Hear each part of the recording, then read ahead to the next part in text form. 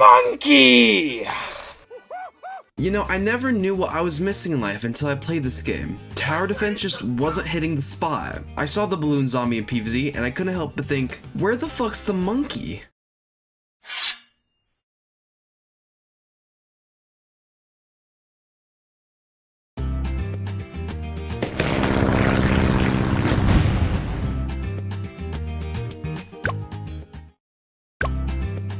Well, now I know.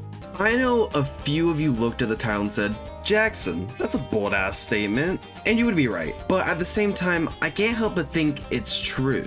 In the tower defense genre of gaming, I can't think of many that are even close to the perfection of BTD 6. Of course, Plants vs. Zombies is really close, being the yang to Bloons yin, serving more as a linear way of playing instead of the free range of placement in BTD 6. But let me convince you that Bloons TD 6 is the perfect tower defense game, starting with its inception. The story begins like many others. Two brothers decide they want to make games, these two being Chris and Stephen Harris.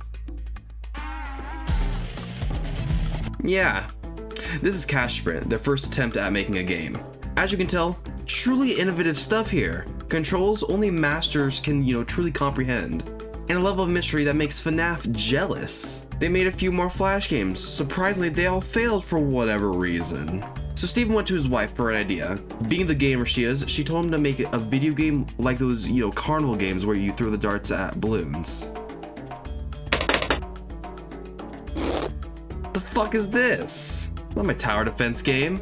Yes, the first Bloons games in fact wasn't in the tower defense genre, but in the puzzle variety of gaming.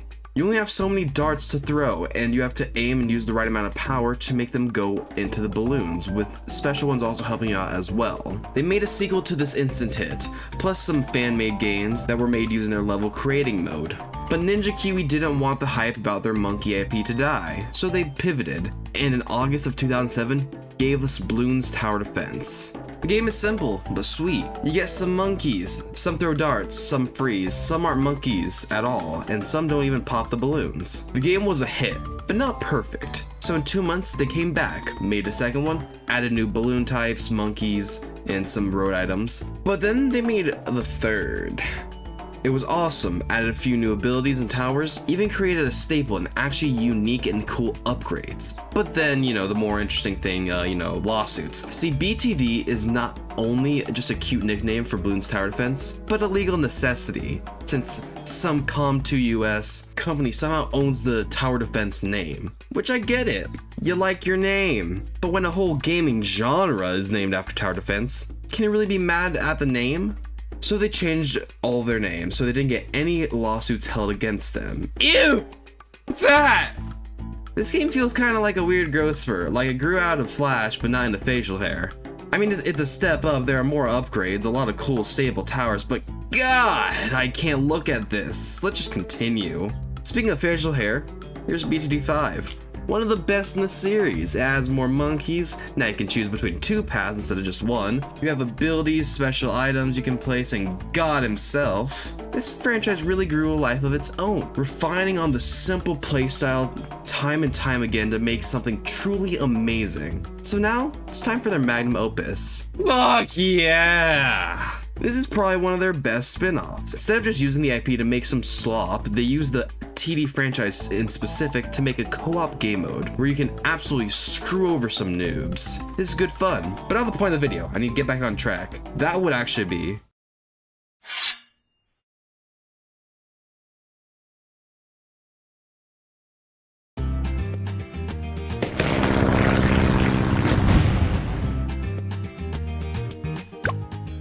okay, unveiling the chicken-shaped mask for a second, I took quite a while to try and figure out what I wanted to talk about first in this video. BTD 6, it's a big game, with a lot of big and small things about it, so I can't possibly talk about all the small details. So I decided, let's just start from the top. You press play, then you find a map. I kinda want to play today, Resort. Some good, nice, and hopefully easy fun. Plus it should be easy, to blackboard or to boot. Okay, easy, and let's begin. Okay, when fighting balloons, it would be nice to know what they do. So, time to be a bit of a bitch. In an older fashioned way, I'm about to speedrun this jit. Red, blue, green, yellow, and pink all function the same. They get faster as you get to each one, and have one extra layer. Black balloons are immune to explosives and have 2 pink balloons inside them. Same with purple, but they are immune to magic. Same with white, but they are immune to being frozen. Lead balloons have to be exploded or melted out of the casing, but they have 2 black balloons in them, meaning you can't pop them with pure explosives. Zebra balloons combine the effects of black and white balloons, spilling out 1 respectively. Ceramics are just dummy thick, taking a lot to pop them, spilling out a bunch of blacks and whites. And then the bigger hitters, Moab or Massively Ordinary Air Blimp, is just an extremely big balloon that takes a lot of firepower to pop and spilling out a bunch of ceramics for your efforts. The BFB or Brutal Flying Behemoth is even bigger, even tankier, and spills out 4 Moabs. ZOMG or Zeppelin of Mighty Gargantuousness, even bigger and tankier, spills out 4 BFBs. DDT or Dark Dirigible Titan is a bit tankier than a Moab, but is faster than any other blimp, has black, lead, and camo properties, and spills out into ceramic camo regrow balloons. And lastly, Bad or Big Airship of Doom has a lot of HP and is immune to most stuns or slowdowns, while spilling out 2 ZOMGs and 3 DDTs respectively. Also, so no one yells at me, all balloons, discounting most blimps, can have the camo property, allowing only some monkeys to see them, Fortified, which makes them tough as tits, and Regrow, which lets them regrow when not attacked. God. Jesus Christ, that was a lot for the enemies. What next? How about the monkeys? Now, I would love to say I want to talk about every monkey and their paths, but I don't. So I'll describe each monkey and my favorite path, starting out with good old reliable primaries. Dart monkeys. Throw darts, as basic as can be, but are extremely useful. I would usually choose going to the bottom path for Crossbow Master, which allows him to hit crits and have an extremely fast and nicely damaging attack. Boomerang Monkey can throw a boomerang in an arced path which pierces nicely and can be extremely useful if in the right spot. Glaive Lord gives it 3 rotating projectiles which will speed up when nearby balloons are near it, and its normal fire rate becomes really quick, homing, and stupidly good. Bomb Shooter chucks explosive bombs, and the Moab Eliminator does a lot of damage to Moab type balloons and has a quick and easy ability to do massive damage to them.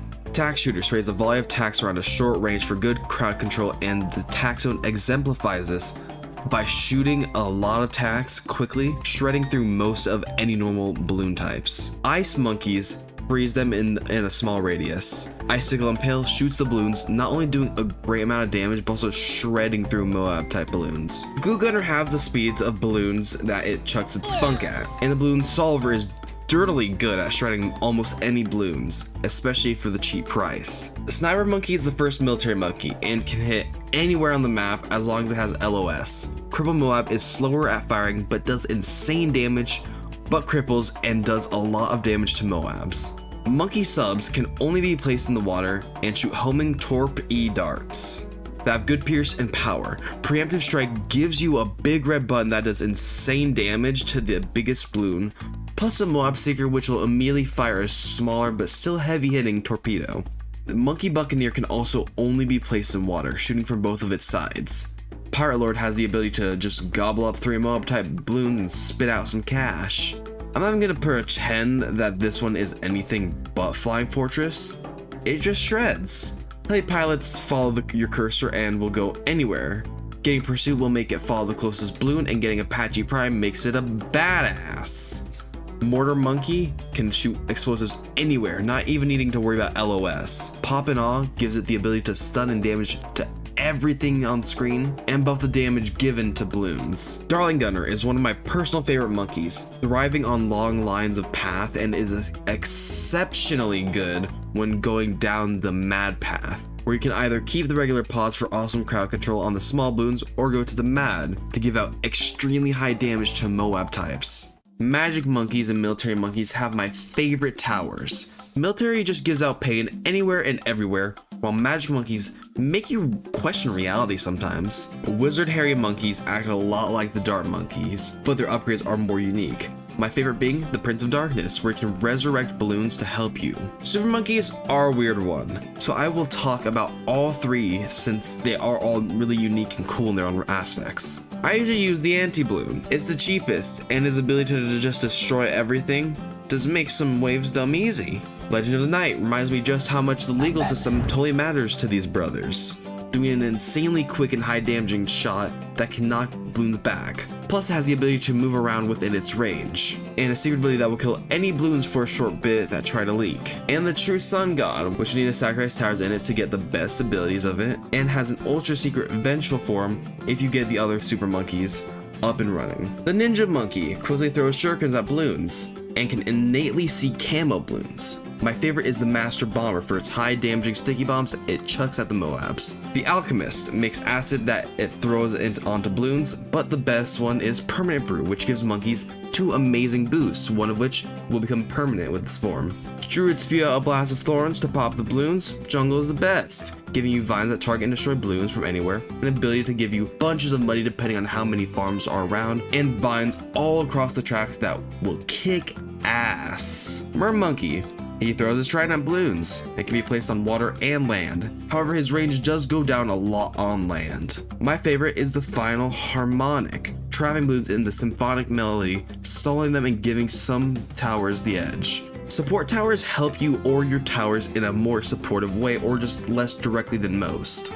Banana farms give you money. Simple enough. Banana Central gives you the most. Simple enough. Spike Fact, it's super mines, let's not joke. Monkey Village buffs your towers in a lot of ways. My favorite is the Homeland Defense for the ability to give your monkeys Adderall. Engineer monkeys use their nail gun to pop the bloons. Ultra Boost gives a boost that can stack up to make your towers cracked. Yeah, I'm not even gonna pretend like I use or understand this guy. And that is all the monkeys. And mind you, that is one of their 3 upgrade paths. Because all 3 paths really just change up monkeys in such a big way. It's like I didn't even talk about 2/3 of the cast. But there's still one more game element I will touch on real quickly before I get to the actual gameplay, and that would be the heroes. These guys' gimmicks are pretty simple. They function as any other tower. You place them in, they make things go pop, but you don't upgrade them. They gain XP throughout the match. Every level either buffs them, other monkeys, or they get some sort of ability. Some are a bit different, like Benjamin here makes money and doesn't really pop balloons. Geraldo and Corvus have shops, and in general, all of them are cool and unique in one way or another. One of the first things I do with your monkey money when first getting into this game is getting these heroes for the sake of trying them out, figuring out their strengths, weaknesses, or asinine. Maps, motherfucking maps. They have a pretty good base design for how to make maps. They have 4 difficulties: beginner, intermediate, advanced, and expert. These all change various aspects of the map, like track length, amount of tracks, odd gimmicks. Playing beginner maps is child's play. It is more like mindless fun than an actual challenge in most game modes. Intermediate just makes you think a bit more about what to do, thinks about, maybe like there's some sort of like gimmick to it, and maybe just a more unique track design in general. Advanced, it takes it up a notch. A lot more knowing level designs, gimmicks, and whatnot, but still usually okay, manageable. Oh yeah, and expert, they suck. One is called #ouch for perspective. Now when hopping into a match, you will likely choose either easy, medium, or hard. These will change things like how much money you start out with, how much it takes to upgrade towers, and how many lives you can lose. The ultimate goal of any map is this all-consuming black border. Now some would say I have an addiction. I'd say I have a problem. Starting with easy, all 3 have a standard game mode where you can get to a certain round of either 40, 60, or 80, doing, it's all just normal stock stuff. Then you have primary only, which only lets you use primary monkeys, which parallel with the military magic monkeys only. Splation is the most unique yet probably easiest of these 3. You make your setup and wait. You can't generate money. All you can do is watch and wait until your setup wins against the BFB. Medium has reverse, which can actually change up the game mode a lot, to be honest, by just making the balloons moonwalk the other way. But also, on the same coin, in a lot of maps, it doesn't really change that much. Maybe you'll have to change up some towers, but some of them legit are so simple to where it's like, yeah, it's the same thing. Apocalypse is a weird one, to be honest. Basically, once the round starts, they don't stop. They just keep going, one after another after another. It's hard because you can't, take rounds to just strategize, plan, or build defenses. You just gotta go. Plus, you lose a lot of money by not being able to get the end of round cash. However, it is easier because you don't actually need to complete round 60, you just need to let the round pass since it is only a BFB, making it simultaneously really easy yet also really hard. Hard mode has some of the worst challenges in the game. Not like a god I hate this game sense, at least usually, but in a more of a god damn it half cash you bitch Double HP mobs can be stressful in concept, but in execution isn't actually that bad. You just need to switch out some monkeys for more Moab-centric ones like Moab Eliminator or Icicle Impale. Half Cash is the worst motherfucking game mode known to mankind. It just makes life impossible. Everything is half. The Great Depression sucks, and I want to die. Alternate Bloons round. It makes the game a bit trickier since you need to think about getting towers down that stop camos, leads, and whatnot a lot faster.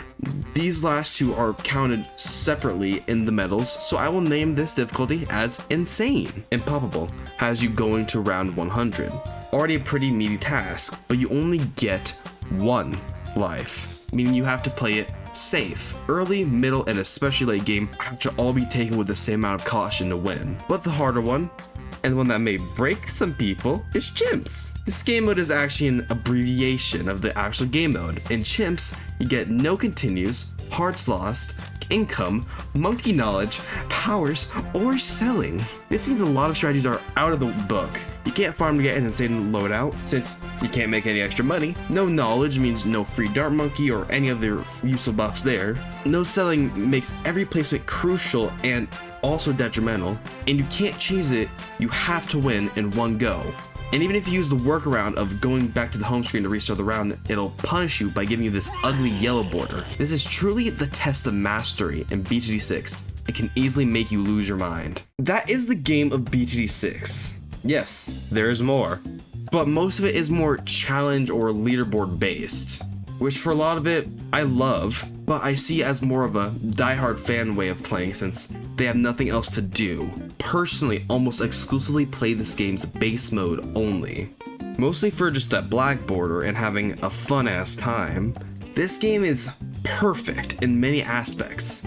I think the upgrade here is done way better than any other game, making every tower feel like 3 potential towers in one. Discounting Paragons, which I didn't even remember to talk about. And it's rare for a game to be perfect to me. I can complain a lot. That's just about all I do when I make these videos is complain. And don't get me started on the challenges themselves. Some are way too specific. Killing your nemesis blank times or kill a chomper with sticky grenades thrice.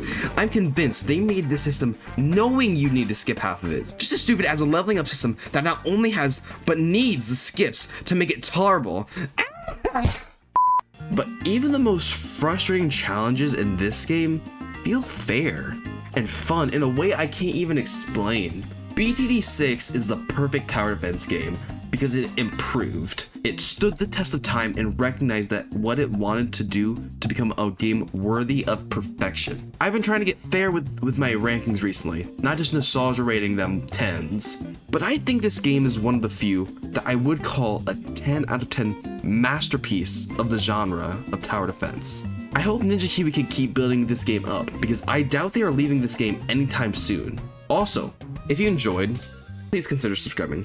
I'm trying to reach 1,000 subs as soon as possible, and it would make my day if you click that button. I'm gonna take a nap because these next 2 weeks are looking like a return to Freddy's.